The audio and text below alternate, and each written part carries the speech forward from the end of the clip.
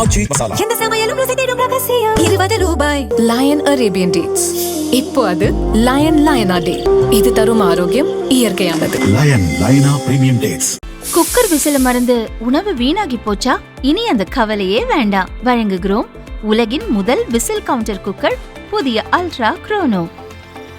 Ultra என்றால் ஆரோக்கியம். தினமலர் நேயர்களுக்கு வணக்கம். இன்றைய நேர்காணலில் நம்மோடு இணைந்திருக்கிறார் டெல்லியிலிருந்து மூத்த பத்திரிகையாளர் திரு சேகர் ஐயர் அவர்கள். வணக்கம் சார். வணக்கம் ஷாப்லா. வணக்கம். சொல்லுங்க சார். தமிழகத்தில் தற்போது பரபரப்பாக போய்கொண்டிருக்கிறது. உதயநிதி ஸ்டாலின் அவர்கள் எதிர்க்கட்சி தலைவர் கைது செய்யப்பட்டு வேன்ல அழைத்து செல்லப்படக்கூடிய, தஞ்சாவூருக்கு அழைத்து செல்லப்படக்கூடிய காட்சிகள். இது நேற்றைக்கு பாத்தீங்கன்னா தேசிய அளவிலேயே பல சேனல்ஸ்ல விவாதம் அளவுக்கு போனதா பார்க்கிறோம். இதை எப்படி பார்க்கிறது? ஏன்னா இன்னைக்கு இதை வச்சு நாடாளுமன்றத்துல ஒரு ஒத்திவைப்பே நடந்திருக்கிறதையும் பார்க்கிறோம், திமுகவினர் அமளி செய்து. சோ அப்ப எப்படி இது தேசிய அளவுல கொண்டு போக திமுக விரும்புதா? தேசிய அளவுல இந்த இஷ்யூவை எப்படி பாக்குறாங்க? அவங்களுக்கு சப்போர்ட் பண்ணக்கூடிய கட்சிகளே இதை எப்படி பாக்குறாங்க? இல்லைங்க, முதல்ல பார்ப்பது என்னன்னா, இவர் உதயநிதியே இந்த மாதிரி தொடர்ந்து இந்த மாதிரி ஏதாவது ஒன்று பேசியே மாட்டிக்கிறாருன்னு ஆதரவாளர்கள் பார்க்குறாங்க. ஏதாவது இவர் பேசிடுறாரு, சனாதன தர்மத்தை பற்றி சொன்னார், அதில் ஒன்றும் ஆகலை. ஆனால் இந்த மாதிரி மேட்டரில் இது மாதிரி பண்ணது ஒரு ரெண்டாவது. அதை பொதுவாக டிஎம்கே இந்த மாதிரி பேசுவது, அதுவும் எல்லாருக்கும் என்ன ஞாபகம் வருதுன்னா, ஜெயலலிதா பாலிடிக்ஸில் ஃபுல்லாக இருந்த பொழுது வேறு எந்த பாயிண்ட் கிடைக்கலன்னா அவங்கள பற்றி ஏதாவது இந்த மாதிரி பேசுறது, இல்லை ஏதாவது பத்திரிகையில் வரவழிக்கிறது, கிசு இது பண்ணுறது, ஏதாவது பர்சனலாக போகிறது அரசியல். அப்புறம் இந்த கேஸில் பார்த்தீங்கன்னா யாரை பற்றி இது மாதிரி பேசப்பட்டதோ, ஏன்னா யாரும் நினைக்கல இது ஏதோ தானாக வந்துருச்சுன்னு. ஏதோ கோஷம் வந்தது, இவர் ஏதோ கமெண்ட் பண்ண மாதிரி யாருமே நினைக்கிறது இல்லை. இது ஏதோ ஒரு இதுவாக இருக்குது. ஏன்னா இது காரணம் இருக்குது. அந்த தேர்தல் நேரத்தில் அந்த இவங்களோட விஜயோட ஒய்ஃபோட அந்த பெட்டிஷன் வெளில வருது, டிவோர்ஸ் பெட்டிஷன். அப்போ இந்த மாதிரி ஏன் டிஎம்கே செய்வது? இதை தவிர்த்துங்க, இன்னைக்கு பார்லிமெண்ட்டில் எல்லாரும் பேசிக்கிறது என்னன்னா, இவங்க ஃபாதர் ஸ்டாலினே சொல்லிட்டு இருக்காரு இதெல்லாம் வேண்டாம். நான் கூட கேள்விப்பட்டேன், இன்னைக்கு காலையில் கூட தஞ்சாவூரில் அந்த இது போலீஸ் எல்லாம் வரத்துக்கு காலையில் இது நேத்திக்கே இது ஆன பொழுது ஸ்டாலின் பல தஞ்சாவூரில் இருக்க திமுக தலைவர்கிட்ட பேசியிருக்காரு. இதான் எனக்கு இங்கே டெல்லியில் கிடைக்கிற தகவல். பேசி எதுக்கு இதெல்லாம் நீங்கள் இது பண்ணுறீங்க, இதெல்லாம் தேவையா, இது கூடாது, நம்ம கொஞ்சம் அமைதி காக்கணும்னு நான் சொல்லிகிட்டே இருக்கேன். ஒரு 6 மாதம் நம்ம இது மாதிரியெல்லாம் போக வேண்டாம். நம்ம இங்கே பாருங்க, எல்லாரும் சொல்வது அதுதான். நீங்கள் காவேரி பிரச்சனையை பற்றி பேசுங்க, அரசு எடுத்த நடவடிக்கை பற்றி பேசுங்க, தண்ணீர் பிரச்சனையை பற்றி பேசுங்க. அதெல்லாம் இதில் யாருமே ஒரு எதிர்கட்சி தலைவருக்கு ஆனால் இந்த மாதிரி போவதில் என்ன ஆகுதுன்னா, அந்த இஷ்யூவே அஃபெக்ட் ஆகிடுறது. இப்போ கடைசியில் பேசும் பொருள் என்ன? காவேரி நீர் இல்லை, பேசும் பொருள் இதாகிடுச்சு. இதில் யாருக்குமே சப்போர்ட் இல்லை. இதில் பார்த்தீங்கன்னா உதயநிதிக்கும் சிம்பத்தியே கிடையாது. இதை தவிர்த்து இங்கே இருக்கிற மற்ற திமுக எதிர்த்து அவர் சனாதன தர்மத்தை பற்றி பேசினவங்க என்ன சொல்கிறாங்க? யாருமே செய்ய முடியாத விஜய் செஞ்சு காமிச்சிட்டாருன்னு, அவங்க உள்ள தள்ளிட்டாருன்னு. உள்ள தள்ளி இப்போ பெயிலில் வந்துடுவார். இந்த மேட்டரில் எப்படி பெயிலில் வந்துருப்பார்? இதில் பாருங்கள், இப்போ மெட்ராஸ் ஹைகோர்ட்டோட ஆர்டர் கூட எப்படி இருக்குது பார்த்தீங்கன்னா, ஏன்னா போலீஸ் தரப்புலேயே தான் சொல்லப்பட்டது, இவர் விசாரணை பண்ணி நாங்கள் விட்டுற போகிறோம், ஒன்றும் பிடிச்சி வச்சுக்க போகிறது இல்லை. இது என்னங்க, இங்கே பாருங்கள், இதில் இந்த மாதிரி மேட்டரில் இங்கே புரியாத விஷயம். டெல்லியில் என்ன பேசிக்கிறான்னா, விஜயோட வெற்றி பின்னாடி பார்த்தீங்கன்னா பெண்களோட ஓட்டு. அவர் திருப்பி பெண்களோட உரிமை, பெண்களோட நற்பெயர், அதை வச்சுருந்தான் அவர் ஒரு பெரிய இஷ்யூ பண்ணார். அதில் தான் டிஎம்கேக்கு ஏற்பட்டது பெரிய சரிவு. அது தெரிந்த பிறகு ஏன் இந்த மாதிரி பண்ணுறாரு? இதில் பாருங்கள், அந்த தேர்தல் கேம்பெயின் போதே பார்த்தோம், இந்த சங்கீதாவோட டிவோர்ஸ் பெட்டிஷன் விட்ட பிறகு கூட அந்த விமன் ஓட்டர்ஸ்குள்ளே அந்த ஃபீலிங் வரல. அவங்க இதை ஒரு பெரிய இஷ்யூவாக எடுத்துகிட்டு இவருக்கு எதிர்த்து போகல, எது இவங்க எதிர்பார்த்தாங்களோ.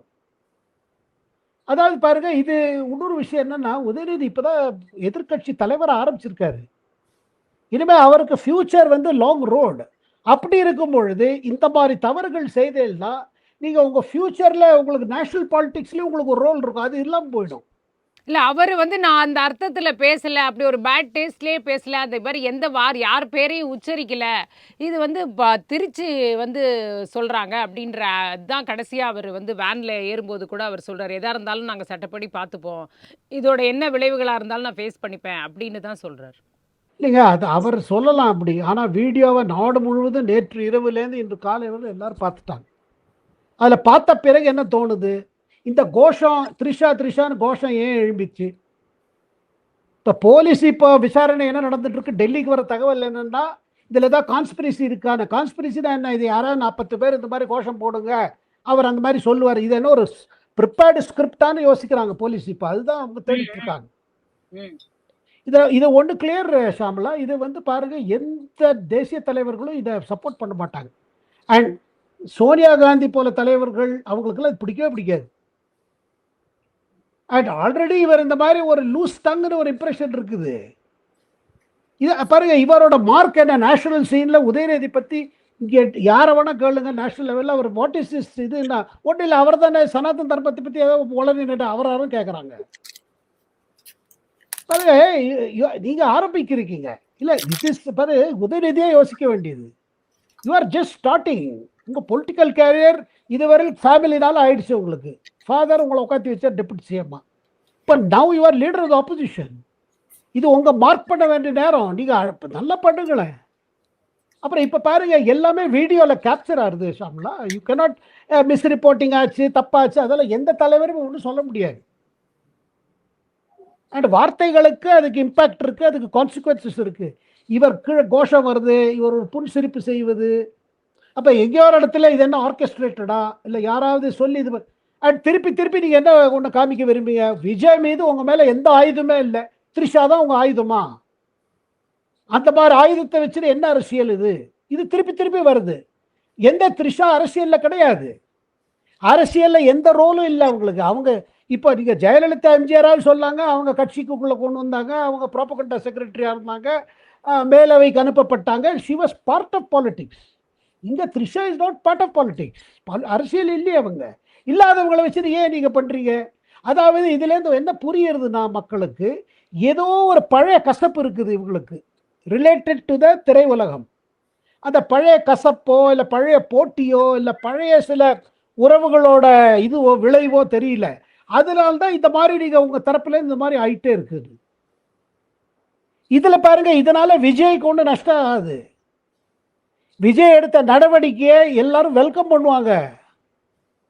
குறிப்பிட்ட சொல்ல போனா எல்லா பெண்மணிகளை கேட்டீங்கன்னா, ஒரு சர்வே போட்டீங்கன்னு சொல்ல கரெக்ட் தான். எப்படி இது இப்படி பேசலாம்? ஏன்னா இது காரணம் என்ன ஷாம்லா?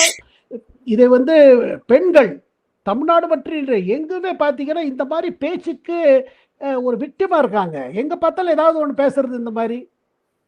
இதுக்கும் ஈவ்டீசிங்கும் என்ன வித்தியாசம்? இப்போ ரோட்ல போறாங்க, கமெண்ட் அடிக்கிறாங்க, 2 பேரும் சீன்றாங்க சொல்றோம். அந்த மாதிரி பேச்சுக்கும் இந்த மாதிரி பேச்சுக்கும் மேடல பேச்சுக்கும் என்ன வித்தியாசம் என்ன? அப்ப நீங்க வந்து பெண்கள் மீது ஒரு நடவடிக்கை எடுக்கணும்னா, பெண்கள் மேல இந்த மாதிரி செய்யறவங்க மேல நடவடிக்கை எடுக்கணும். இது ஒரு ஸ்டாண்டிங் எக்ஸாம்பிளா காமிக்கணும். And this is not politics. இது அரசியல் இல்லை. இது பாருங்க, இந்த மாதிரி பேசுவது பாருங்க, அல்டிமேட்டே விஜய்க்கு சிம்பத்தி தான் அதிகம். இங்க பாருங்க, பிரதமர் மோடி கேஸ் எடுத்துக்காங்க. அவரை முதல்ல அவர் அரசியல் வந்த போது என்னெல்லாமும் சொன்னாங்க காங்கிரஸ் தலைவர்கள், மணிசங்கர் போல தலைவர்கள் ஏதோ பேசி அதை எல்லாத்தையும் அவர் கன்வெர்ட் பண்ணிட்டார். மோடி அதை நான் அதுல சிம்பத்தி பண்ணிட்டார். ஒரு தடவை சோனியா காந்தி கூட என்னெல்லாமோ சொன்னாங்களே, யாரோ எழுதி கொடுத்து படிச்சாங்க. இவருக்கு யாரா எழுதி கொடுத்தத படிச்சாரா இல்ல தானே இந்த மாதிரி எங்கேயோ ஒரு இடத்துல ஒன்று தெரியுதுங்க ஷாப்லா. டெல்லியிலேருந்து பார்க்கும் பொழுது டிஎம்கேக்குள்ள ஃப்ரஸ்ட்ரேஷன் அதிகமாயிட்டு போகுது. உதயநிதியோட ஃப்ரஸ்ட்ரேஷன் அதிகமாயிட்டு போகுது. ஏன்னா அவரால் அவர் மனசுக்கு ஒத்துக்க முடியல. அந்த இடத்துல எந்த இடத்துல தான் உட்காருவேன்னு நினைச்சாரோ அந்த இடத்துல விஜய் இருக்கார் சிஎம்ஆர். அண்ட் விஜய்க்கு இதுவரையில் பார்த்தீங்கன்னா பிரச்சனைகள் இருக்குது. காவேரி பிரச்சனை வந்துருச்சு, அடுத்தடுத்து பிரச்சனை வருது. ஆச்சு, நாளைக்கு இது ஆரம்பிக்கிறது, சட்டசபை தொடர், பட்ஜெட் வரப்போகுது, சேலஞ்ச் இருக்க பொழுது. ஆனால் இவங்களுக்கு என்ன திமுக தோணுது, நம்ம எது செஞ்சாலும் மக்கள் மத்தியில் இப்போதைக்கு இம்பாக்ட் கிடையாது, சரி காவேரி வச்சுட்டு பண்ணுவோன்னு. இப்போ காவேரியில் வந்து இவர் என்ன நினைச்சாரு, சரி அங்கே போய் பேசுவோம் அவரோட. காவேரியில் கூட சாப்பிடலாம். முன்னெல்லாம் என்ன ஆகும்னா, பெரும்பாலும் கர்நாடகா தலைவர்கள், கர்நாடகா முதல்வர்கள், தமிழ்நாடு முதல்வர்களுக்கு சொன்னது என்னன்னா, இதை வச்சுட்டு பப்ளிக்காக ஒன்றும் பண்ணாதீங்க, நாங்கள் தண்ணி அனுப்பிச்சிடுறோம். நான் சொல்லுவது என்னன்னா, குண்டுராவ் கர்நாடகா சிஎம் இருந்தபோது, எம்ஜிஆர் தமிழ்நாடு சிஎம் இருந்தபோது இப்படி தான். ஒரு பர்டிகுலர் அக்கேஷன் எம்ஜிஆர் டக்குன்னு பெங்களூரே போனார். குண்டுராவ்கிட்ட பேசி குவைட்டாக முடிச்சுடலாம். ஏன்னா அங்கே என்னென்ன பாருங்கள், அந்த இடத்துல என்ன பண்ணுறாங்க, அந்த இடத்துக்கு போவேங்கிறாங்க. ரிசர்வாரில் தண்ணி விடுற இடத்துல போய் பார்ப்போம், ஒரு தண்ணி கூட போகக்கூடாதுன்னு. ஆனால் மழை பெஞ்சிச்சுன்னா அது தண்ணி தாங்க முடியாது, டேம் தாங்க முடியாதுன்னு இப்போ சொன்னார் டிகே சிவகுமார். இந்த பைத்தியக்கார இதெல்லாம் பண்ணாதீங்க, இந்த போராட்டம்லாம் தேவையில்லை. டேம் எவ்வளோ தண்ணி தாங்குமோ அதுக்கு ஒரு கெப்பாசிட்டி இருக்குது. ஸோ இங்கே பாருங்க, தமிழ்நாடு விவசாயிகளுக்கு தண்ணீர் வேணும். இதை ரொம்ப அரசியல் பண்ணிங்கன்னா என்ன ஆகும்னா, திருப்பி அந்த 91 2016 மாதிரி சம்பவங்கள் ஆரம்பிக்கும். தமிழர்கள் மீது தாக்குதல் கர்நாடகத்தில் நிறைய இருந்து அப்போ ஆச்சு. 1991 இருந்து 2016 கூட இருந்தது. இது நல்லது இல்லை. ஏன்னா இது ரெண்டும் பக்கத்தில் இருக்கிற மாநிலங்கள் and they have to cooperate. அதை தவிர்த்து சிவகுமார் என்ன சொல்றாரு, இங்க பாருங்க, தண்ணீர் தரமாட்டேன்னு கர்நாடகா சொல்ல முடியாது, சட்டம் விரோதம். அவர் சொல்றாரு அங்க பாருங்க, when the Karnataka CM is saying that. அப்புறம் ஒண்ணுங்க, இப்ப நான் ஒண்ணுங்க, இப்ப திமுக அரசு ஆட்சியில் இருந்துன்னா என்ன வித்தியாசம் இருந்திருக்கும்? மழை பெய்யலைன்னா தான் இந்த பிரச்சனை வருது. மழை பெஞ்சிச்சுன்னா பேச்சே கிடையாது. ஏன்னா அவங்களால பிடிச்சி வச்சுக்க முடியாது, இங்க தண்ணி வந்துட்டே இருக்கும். இல்ல அதுதானே, இப்ப மேகதாதுன்னு ஒரு அணை கட்டப்பட்டு விட்டால் அதுக்கான அபாயமும் வந்துருது இல்ல. அவங்க விட வேண்டிய அவசியம் வராது, அவங்க அதுல தேக்கி வைக்கக்கூடிய வாய்ப்புகள் வருதுன்னும் பொழுதுதானே அது இப்ப ரொம்ப குரூஷியல் இஷ்யூவா இங்க பார்க்கப்படுது. இப்ப தமிழகத்திலையும் அது நேற்றைக்கு கூட தமிழக அரசு உச்ச நீதிமன்றத்துல மனு தாக்கல் பண்ணியிருக்கிறாங்க அப்படின்றத கேள்விப்படுறோம். இது வந்து எப்படி போகும் அப்படின்னு நீங்க பார்க்கறீங்க? இந்த நேரத்தில் தமிழக அரசு சரியான முடிவை எடுத்திருக்கிறதா பாக்குறீங்க? இல்லைங்க, கோர்ட்டுக்கு போனது சரிதான். ஏன்னா மேகதாது பற்றியும், அதாவது இவங்க தமிழ்நாட்டுக்கு இருக்கிற ஒரு அப்ரிஹென்ஷன், பயம், இது நியாயமான பயம் தான். ஏன்னா அப்போ குடிநீர்னு ஆரம்பிச்சிருச்சுன்னா அது ஒரு புது கேஸாக வந்துடும். பட் கர்நாடகா தரப்புல சொல்வது என்னன்னா, உங்களுக்கு கொடுக்க வேண்டியதை கொடுத்துட்டு தான் இதில் இதாக போகுதுன்னு. ஏன்னா அங்கே தண்ணி நாங்கள் ஸ்டோர் பண்ண முடியும். பட் இவன் நடக்கலையே, பார்க்கும் பொழுது அப்படி நடந்த மாதிரி தெரியலையே. இப்ப அதே சிவகுமார் அவர்கள் ஒத்துக்கிறாரு, நம்ம இந்நேரம் வந்து 40 டிஎம்சி கொடுக்க வேண்டிய இடத்துல நம்ம 4 டிஎம்சி 3.6 என்னமோ கொடுத்தே இருக்கோம் அப்படிங்கறதையும் அவரே சொல்றாரு. திடீர்னு, அதாவது அவ்வளவு நாள் தண்ணி இல்லைன்னு சொல்றாங்க, திடீர்னு அணை வந்து ஓவர்ஃப்ளோ ஆக போகுது அப்படின்னா ரொம்ப பிரச்சனை ஆயிடும். மழை பெய்யுது ஒரே 2-3 நாளைக்குள்ளார, அப்படி 2 நாள்ல தண்ணி அவ்வளவு மழை பெஞ்சு ரொம்ப மாதிரி சொல்றாங்க அப்படின்னு பார்க்கும்போது அவங்க வச்சுக்கிட்டே தர மறுக்கிறாங்க அப்படின்னு தானே புரிஞ்சுக்க முடியுது. அப்ப இது வந்து வெறும் முதல்வர்களுக்குள்ள பேசி இந்த டீல் வந்து பண்ணா அப்படி முழுமையா நமக்கு தண்ணி கிடைக்க வேண்டிய நம்மளோட உரிமை அப்படிங்கிறது கிடைக்காம போயிடும். அவங்க ஏதோ அப்படி கடல்ல விடாம நாங்க அங்க விடுறோம், வடிகால் மாநிலமா தமிழ்நாட்டை பயன்படுத்திக்கிறோம்ன்ற மாதிரியான ஒரு போக்கு இருக்கு இல்லையா? அதுதானே இங்க கேள்வி கேட்கப்பட வேண்டிய அவசியம் அங்கதானே வருது. தமிழ்நாட்டுல கேட்கிற எல்லா கேள்வி நியாயமான கேள்விகள். அதே நேரத்துல 2 சைட்லையும் பார்த்தீங்கன்னா ஒரு பாயிண்ட்டுக்கு மேலே கொண்டு போனீங்கன்னா அதில் அபாயம். கோர்ட்டுக்கு போங்க, ட்ரைபுனல் கேளுங்க, கோர்ட்லேயே. இப்போ மேகதாது ப்ராஜெக்ட் வச்சுட்டு பாருங்கள், ஒரு தடவை சேலஞ்ச் பண்ணாங்க, அதை அவங்க ஏற்றுக்கல சுப்ரீம் கோர்ட். சொன்னால் முதல்ல ப்ராஜெக்டே வரல, ப்ராஜெக்ட் ரிப்போர்ட் வரட்டும். அவங்க ப்ராஜெக்ட் ரிப்போர்ட் தயார் பண்ணுறதே நீங்கள் தடுக்கிறீங்க. அது ப்ராஜெக்ட் வரட்டும், அதில் என்ன இருக்குது? ஏன்னா இந்த மேட்டர் வந்து இப்ப என்ன நாளைக்கு வந்துட்டு போறது இல்ல மேகதாது இல்லையா? அதுல கூட ஏதோ டெக்னிக்கலா தான் தப்பா இருக்கு, அதுதான் நாங்க சரி பண்ண சொன்னோம்னு சென்ட்ரல் கவர்மெண்ட் தரப்புல வந்து சொல்லப்படுது. நாங்க ஒண்ணும் மேகதாது அணை கட்டக்கூடாதுலாம் சொல்ல, அந்த அறிக்கையில இருக்கிற கொஞ்சம் முரண்பாடுகளை சொன்னோம், அதை சரி பண்ணிட்டு வந்தாக்கா அதை அப்புறமா வந்து அதை யோசிக்க போறாங்கன்ற மாதிரி சொல்றாங்கன்னு போது, அப்ப அணை கட்டுவதற்கு ஒப்புதல் கிடைத்து விடுமா, மத்திய அரசு அதை கொடுத்துருமா அப்படின்றதும் இங்க ஒரு அச்சத்தை இல்லையா விவசாயிகள். அந்த ஒப்புதல் கொடுத்ததோ வரதோ இல்லையோ, 2வது தமிழ்நாடுக்கு வர வேண்டிய தண்ணி கொடுத்தானவே. இது சுப்ரீம் கோர்ட் சொல்லியிருக்க 2018. பட் எப்பயுமே அதை ஃபாலோ பண்ணலையே சார், எப்பயுமே இல்ல. அதாவது என்னன்னா, தண்ணி இல்லாத நீங்க கூறுவது போல அந்த நீர் அதாங்க மழை கம்மியாச்சுன்னா தான் பிரச்சனை வருது. ஒண்ணு. இரண்டாவது என்னன்னா, இதுங்க இது டிஎம்கே ஆட்சியிலையும் நடந்திருக்கு. கலைஞரும் அந்த மாதிரி பேசி தண்ணி வாங்கியிருக்காரு, குவைட்டா வாங்கியிருக்காரு. கலைஞர் சிஎம் இருந்த பொழுது இந்த மாதிரி நடந்திருக்கு. எப்போதுமே ஒரு பேக் சேனல் இருக்குங்க இந்த மாதிரி மேட்டரில். ஏன்னா 2 சிஎம்ஸ்க்கும் தெரியும் என்னன்னா, கர்நாடகாவோட பொருளாதாரமும் சரி, தமிழ்நாடு பொருளாதாரமும் சரி, 2 இன்டர்லிங்க்டு. இதில் ஒரு மிலிட்டண்ட்டாக போகக்கூடாது யாருமே. அப்புறம் இவர் பாருங்க, சிஎம்க்கு இது முதல் முறையாக இதை ஹேண்டில் பண்ணுறாரு இந்த பிரச்சனையை. அண்ட் அவருக்கு அரசியலில், ஏன்னா அவருக்கு ஃபர்ஸ்ட் டைம், அதாவது பப்ளிக் போஸ்டர் ஒன்று இருக்கும், உள்ள போஸ்டர் ஒரு மாதிரி இருக்கும், அந்த சைட்லேயும் இருக்கும், இந்த சைட்லேயும் இருக்கும். இதெல்லாம் அவர் இப்போ தான் எக்ஸ்பீரியன்ஸ் பண்ணுறாரு. ஏன்னா இதில் பாருங்க 2 சைட்லேயும் 2 எக்ஸ்ட்ரீம் பொசிஷன்ஸ் இருக்கு. அங்கே பாருங்க ப்ரோ கன்னடா குரூப்ஸ் எல்லாம் இருக்குது. அவங்கெல்லாம் இதில் தான் அவங்களுக்கு உசுறு வருது, இந்த மாதிரி மேட்டரில் தான். இல்லைன்னா யாரும் கண்டுக்கிறது கிடையாது. ஸோ அங்கேயும் சில குரூப்ஸ் இருக்குது. ஆனால் ஒன்று சொல்கிறேன், legal course correct course. Right. அதே நேரத்தில் ரொம்ப பாலிடிக்ஸ் பண்ணி, ஏன்னா இப்போ திமுகவோட நோக்கம் என்ன, விவசாயிகளுக்கு தண்ணீர் கிடைக்கிறத விட எப்படியாவது அரசியலை நம்ம ரிவைவல் பண்ணி இது ஒரு விஜய்க்கு எதிர்த்து ஒரு பெரிய இஷ்யூ பண்ணி, அவங்க நோக்கம் அதுதானே. see intentions are more important than actual action. நோக்கம் தானே சரியா தெரியுது இதுல. அதுக்குன்னு ஒரு எதிர்கட்சி செய்யக்கூடாதுன்னு யாரும் சொல்ல மாட்டாங்க. ஆனா நீங்க என்னெல்லாமோ பண்றீங்க, அதுல எங்கேயோ த்ரிஷாவை கொண்டுறீங்க. இப்ப நான் கேட்கிற கேள்வி, த்ரிஷாக்கும் காவேரிக்கும் என்ன சம்பந்தம், எனக்கு அது புரியல, மக்களுக்கும் புரியாது. மக்களுக்கு வேண்டியது தண்ணீர், மக்களுக்கு வந்து இது தேவையே இல்லம்மா. அதுதான் வந்து யதார்த்தமா இருக்கு.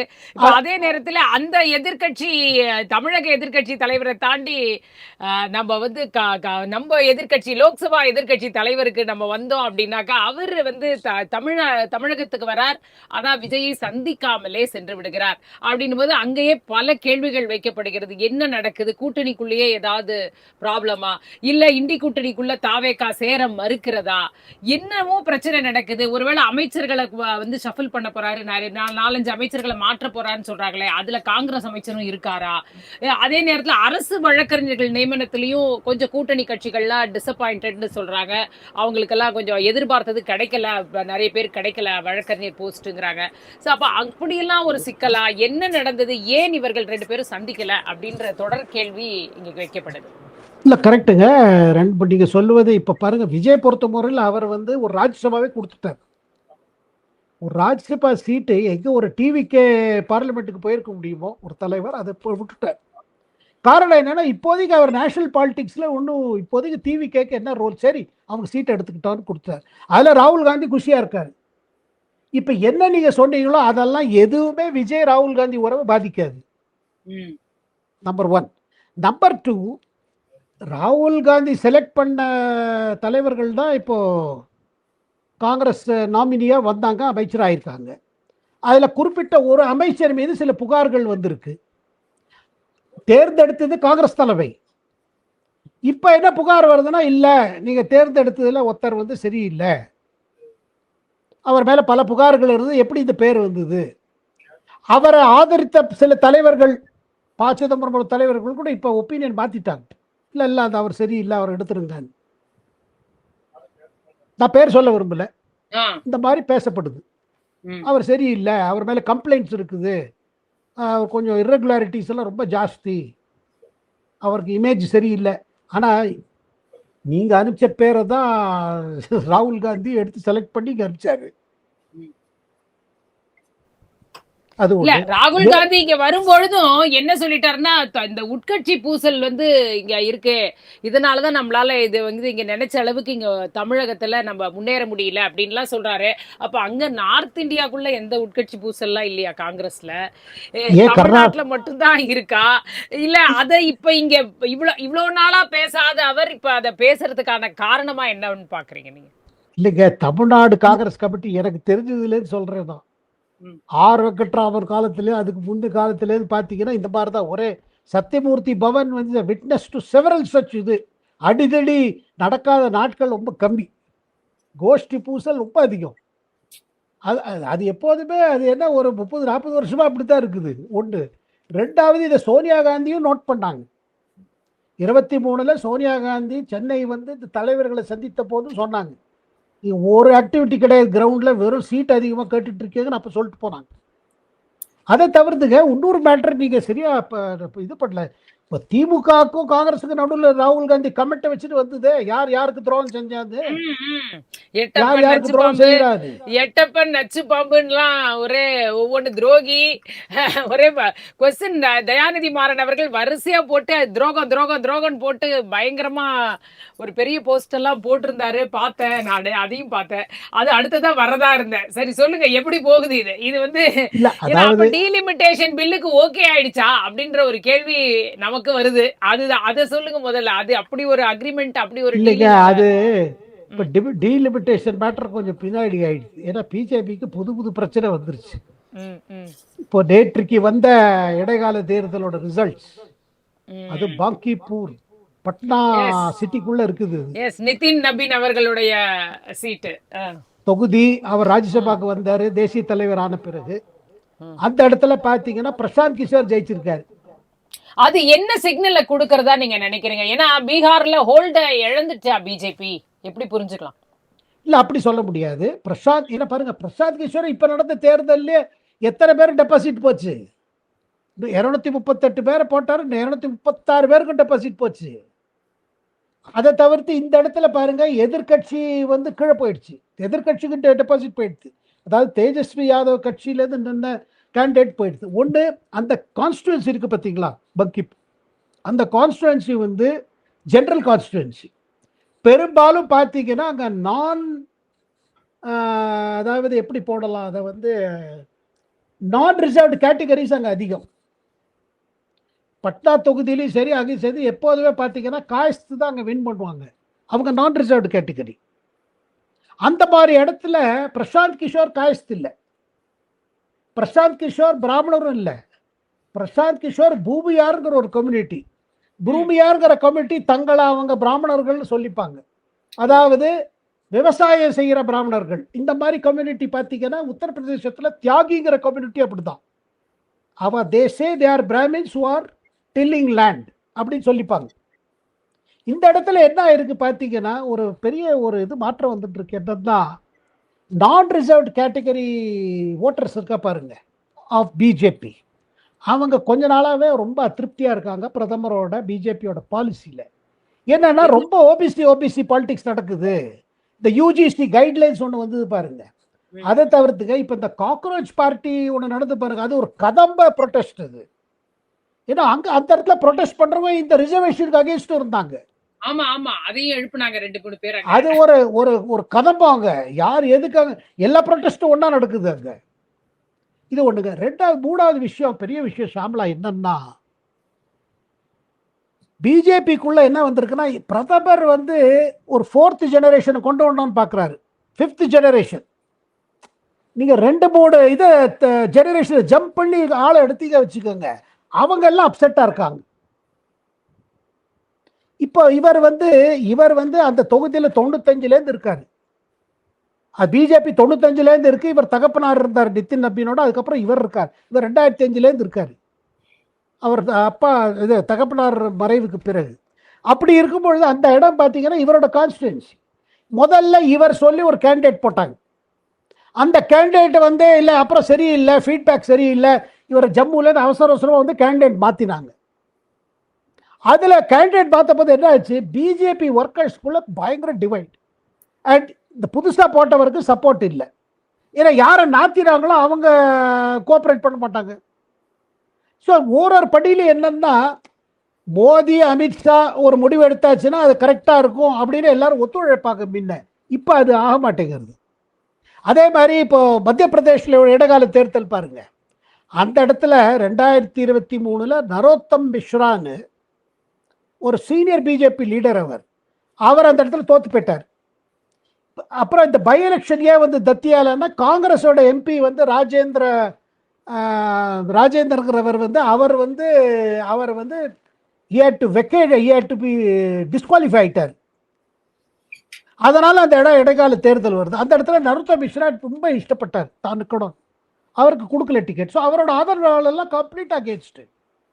பட் இதுல என்ன புரியுதுன்னா, பிரதமர் ஆசைப்படுறாரு டக்குன்னு ஜெனரேஷன் சேஞ்ச் பண்ணணும், அதுக்கு எதிர்ப்பு வர ஆரம்பிச்சிருக்கு. இதுதான் பெரிய விஷயங்க.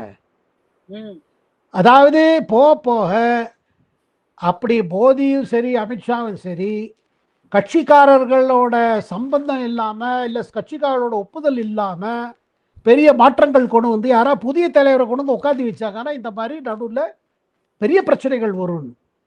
இது பெரிய வேக்கப் கால். இதை தவிர்த்துங்க, பட்னாலேயே காங்கிரஸ் ஜனதா பார்ட்டியோட போராட்டம் இருந்தது, வன்முறை நடந்தது, போலீஸ் சுடுமுடியாக கூட ஆச்சு, கண்ணீர் புகையெல்லாம் உபயோகமாச்சு, பெரிய விஷயம் நடந்தது பட்னால. அதோட இம்பாக்ட் இருக்குங்கிறாங்க.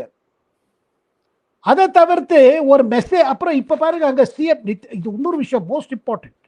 முதல் தேர்தல், இடைக்கால தேர்தல், முதல் தேர்தல் நிதிஷ்குமார் நகர்ந்த பிறகு, நிதிஷ்குமார் நகர்ந்த பிறகு அங்கே வந்திருக்கிறது யாரு? சம்ராட் சௌத்ரி. சம்ராட் சௌத்ரி பாருங்க, அவர் வந்து பட்டியலை சேர்ந்தவர், அதாவது ஓபிசி பட்டியலை சேர்ந்தவர். அண்ட் அவர் குர்பி இல்லைன்னா கோயரி போடலாம்னு சொல்லி இவரை போட்டாங்க. இவர் கொஞ்சம் இந்த டைப். இவர் நிதிஷ்குமார் மாதிரி ஒரு பாலிஷ்ட் இல்லை. ஸோ கட்சிக்குள்ள என்னன்னா இவரை போய் போட்டிருக்காங்களேன்னு. பட் வேற வழி கிடையாது பிஜேபிக்கு. ஒரு குர்பி தலைவர் நாட்டிட்டு நீங்க அதே பேக்ரவுண்ட் உள்ளவங்களா, அதே சமுதாயத்தை சேர்ந்தவங்கள தான் சிஎம் ஆக்க முடியும். ஸோ சில இடத்துல என்ன ஆகுதுன்னா, இந்த ஜாதி கணக்கு பார்த்து தலைவர்களை மாற்றுவது, ஜாதி தலைவர்களை பார்த்து சீட்டு கொடுக்குறது சில இடத்துல 90% ஒர்க் பண்ணும். பட் இப்போ போக கிரவுண்டில் சுச்சுவேஷன் மாறும்போது உங்களுக்கு ட்ரெடிஷ்னலாக இருக்கிற ஆதரவாளர்கள் மத்தியில் பல கேள்விகள் வந்துடுறது. அப்போ எங்களுக்கு ட்ரெடிஷ்னல் சப்போர்ட் கொஞ்சம் குறையும். அந்த மாதிரி தான் இது மெசேஜ்.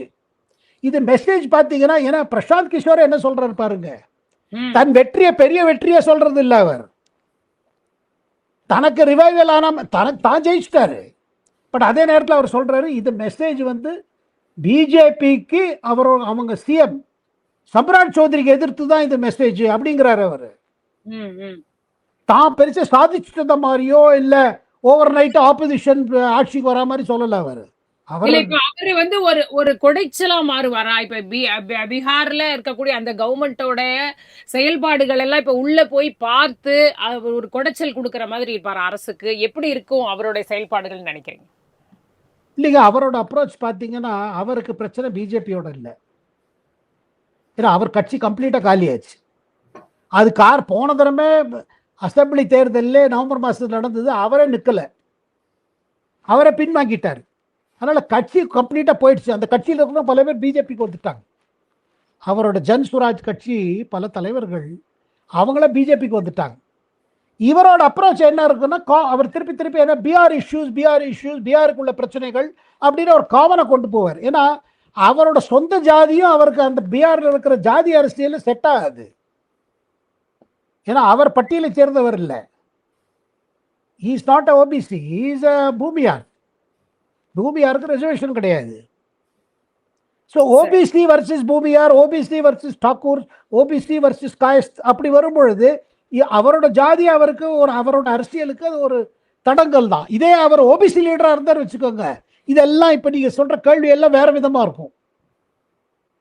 அவர் ஓபிசி லீடர் இல்லை. பட் அதே நேரத்தில் பீகார்ல அவர் ஜன் சுவராஜ் ஆரம்பிச்ச போது என்ன நினைச்சாருன்னா, ஜாதி வச்சுட்டு பீகார் அழிஞ்சே போயிடுச்சு. ஜாதி ஜாதி ஜாதி பாருங்க. ஜெயபிரகாஷ் நாராயண் வந்த பொழுது அவர் சம்பூர்ண கிராந்தி, டோட்டல் ரெவல்யூஷன் கால் கொடுத்தார் ஊழலுக்கு எதிர்த்து. ஏன்னா காங்கிரஸ் பல ஆண்டு ஆட்சியில் இருந்தது. அதே நேரத்தில் ஜெயபிரகாஷ் நாராயண் வந்து இந்த ஜாதி ஒழியணும், ஜாதி வேறுபாடு ஒழியணும், ஜாதி அரசியல் ஒழியணும்னு சொல்லிட்டு தன் பேரே அவர் வந்து ஜேபின்னு வச்சுட்டார், ஜாதி பேரை வச்சுக்கல. அதில் இன்ஸ்பயர் ஆகி பல தலைவர்கள் பீகார்ல முக்கால்வாசி பேர் பார்த்தீங்கன்னா நிதிஷ்குமார் அந்த ஜாதி பேர் இருக்காரு. லாலு பிரசாத் என்ன பண்றாரு, யாதவ்ங்கிற பேரை டிராப் பண்ணிட்டார். லாலு பிரசாத் யாதவ்னு இருந்தது, அப்புறம் லாலு பிரசாத் பண்ணிட்டார். காரணம் என்னன்னா, பேர் அங்க பீகார்ல பாருங்க, யார் வந்தாலும் முதல்ல எப்படியாவது உங்க ஜாதியை கண்டுபிடிச்சிருவாங்க. நான் ஒரு சம்பவம் சொல்றேன். ஜெகநாத் மிஸ்ரா சிஎம் இருந்த பொழுது, காங்கிரஸ் சீஃப் மினிஸ்டர் பீகார்ல சிஎம் இருந்த போது, ராஜீவ்காந்தி இங்க பிரதமர். அப்போ ஒரு சம்பவம் என்னன்னா, அந்த ஜெகநாத் மிஸ்ராக்கு இருந்து பல புகார்கள் இருந்தது, ஊழல் புகார்கள். அவருக்கு எதிர்த்து பல காங்கிரஸ் தலைவர்கள் இருந்தாரு. ராகுல் காந்தி ஆஸ்கர் பெர்னாண்டஸ் தன் அப்போ ஏஐசிசி ஜெனரல் செக்ரட்டரி அவர் அனுப்பிச்சார் பட்னாக்கு, எல்லாம் பேசிப்பாரு. அவர் ஏர்போர்ட்ல வந்து இறங்கின உடனே பீகார் காங்கிரஸ் தலைவர்களுக்கும் தொண்டர்களுக்கும் இவர் யாருன்னு தெரியாது, ஆனால் ராஜீவ்காந்தி அறிவிச்சிருக்காரு. ஸோ அவரை போய் கேட்டாங்க உங்கள் பேர் என்னன்னு. அவர் ஆஸ்கர் பெர்னாண்டஸ். அவர் மங்களூரை சேர்ந்தவர், கர்நாடகாவோட மங்களூர். ஆஸ்கர் பெர்னாண்டஸ் நாங்கள்.